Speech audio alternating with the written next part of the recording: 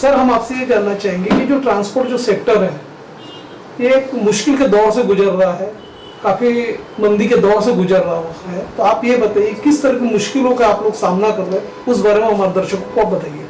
खास करके इस साल में जो है जो मंदी हम जो देख रहे हैं, पिछले करीब करीब 5-6 साल के अंदर ऐसे कोई मंदी नहीं देखा। और ऐसे मंदी में जो डीजल के रेट और टोल का जो मार है, ये ट्रांसपोर्टर्स के लिए बहुत बड़ा एक मुद्दा बन रहा है। और उनको जो फाइनेंस जो पैसा वापस देना पड़ रहा है वो भी बहुत भारी पड़ रहा है। और ये समय है बहुत ही भयानक समय है, इसमें हम कैसे निकलेंगे हमको समझ में कुछ भी नहीं आ रहा है। हालांकि ये भी देखा गया जब कोविड था, काफ़ी मुश्किल के दौर से आपका ट्रांसपोर्ट सेक्टर उभरा था, धंधे पूरे कम हो गए थे। अब जबकि ये ट्रांसपोर्ट लाइन में डीजल में अप्रत्याशित वृद्धि हुई है और टोल नाके पर जो अवैध वसूली जो चल रही है, उस बारे में आप क्या कहोगे? खास करके जो डीजल के भाव जो है सबसे बड़ा एक मुद्दा बनते जा रहा है।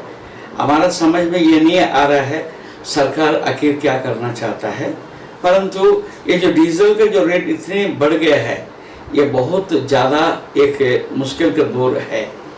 और इसके बाद में फिर टोल की बात आता है। टोल भी हर एक रोड में इतना पैसा लग जाता है, इनको ओवरऑल हर रोज का उनका एक्सपेंसेस जो है वो बहुत ज़्यादा बढ़ रहा है। मोहन राव जी, ये भी देखा गया कि ट्रांसपोर्ट एसोसिएशन ने बार बार ट्रांसपोर्ट मिनिस्टर को निवेदन दिया, डेपुटेशन दिया, उसके बाद भी कोई हल नहीं निकला। तो आप ये बताइए कि ये ट्रांसपोर्ट जो सेक्टर है जो मंदी के दौर से गुजर रहा है, इसको सर्वाइव करने के लिए आपकी क्या प्लान है, क्या नीति है, उस बारे में बताइए। तो इसके लिए हमारा पास कोई नीति तो ऐसा हो ही नहीं सकता। हम तो एक ही काम कर सकते हैं, ट्रकों को घर में खड़े करो। घर में अगर खड़े करेंगे फिर बाद में फाइनेंस का जो रीपेमेंट है, EMI है, वो रुकता नहीं और बैंक जो है गाड़ियों को सीज करेगा। अभी ये जीने मरने का सवाल है, ऐसे दौर पे हम गुजर रहे हैं। शहर और इधर के दर्शक मोहन सर आपको लाइव देख रहे हैं, आपका नंबर भी हमारे स्क्रीन पे हाईलाइट हो रहा है, तो आप ये भी बताइए चलते चलते कि ये जो ट्रांसपोर्ट जो सेक्टर है, ये जो आज अवैध जो वसूली जो चल रही है, उस पर अंकुश लाने के लिए आप सरकार से क्या मांग करोगे? सरकार का नीति एक तरफ से तो ठीक है, अच्छा है, परंतु इसको लागू करने के जो मिशनरी है उसमें कई बातें हैं। पहले से बहुत अच्छा व्यवस्था तो हो तो रहा है, परंतु उसका दुरुपयोग भी उतना ही ज़्यादा हो रहा है। इसमें से बचने के लिए हमें तो कोई रास्ता दिखाई नहीं पड़ रहा है।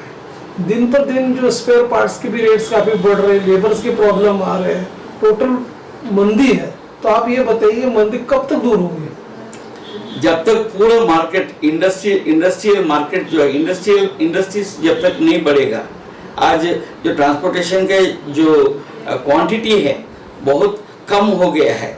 गाड़ियाँ यहाँ से भर के जाता है तो वहाँ पर रुक जाता है एक जगह, और वहाँ से भर के आता है तो यहाँ पर रुक जाता है। ये गाड़ियाँ जो है खाली खड़ी रहती है।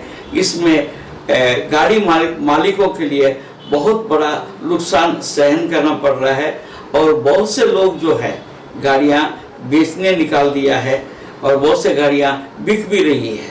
और नया गाड़ियों का जो सेल है मेरे हिसाब से तो बहुत कम हो रहा है, ऐसा मेरा अंदाजा है। वाड़ी शहर में आप एक चर्चित ट्रांसपोर्टर हो, काफ़ी लोगों को आपने सेवाएं प्रदान की हुई है।